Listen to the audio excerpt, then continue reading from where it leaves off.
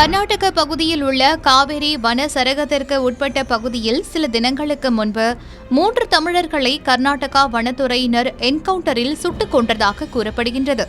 இந்த சம்பவம் கர்நாடகா மட்டுமின்றி தமிழகத்திலும் அதிர்வலைகளை ஏற்படுத்தியது. இந்த விவகாரம் சட்டப்பேரவை வரை எதிரொலித்தது. கர்நாடகா வனத்துறையினரால் தமிழர்கள் சுட்டுக் கொல்லப்பட்டதற்கு தமிழக முதலமைச்சர் விஜய் கண்டனம் தெரிவித்ததுடன் பாதிக்கப்பட்ட குடும்பங்களுக்கு நிதி வழங்க வேண்டும் என்றும் வலியுறுத்தியிருந்தார். ஏற்கனவே கர்நாடகாவிற்கும் தமிழகத்திற்கும் காவிரி நதிநீர் பங்கீடு தொடர்பாக பிரச்சினை இருந்து வந்தது.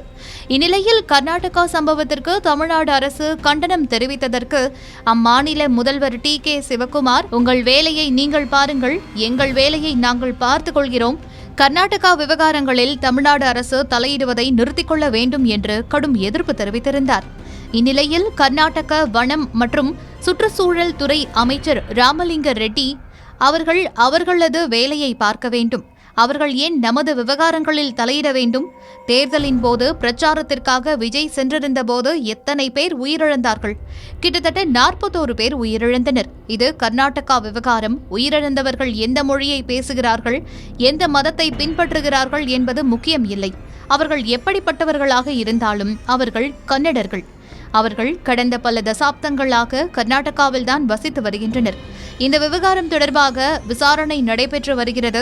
இன்னும் ஓரிரு நாட்களில் நீதித்துறை விசாரணை அறிக்கை வரும். நமது துறை அதிகாரிகளால் ஏதேனும் தவறு நடந்திருந்தால் அவர்கள் மீது நான் கடுமையான நடவடிக்கை எடுப்பேன் என்று பேசியுள்ளார்.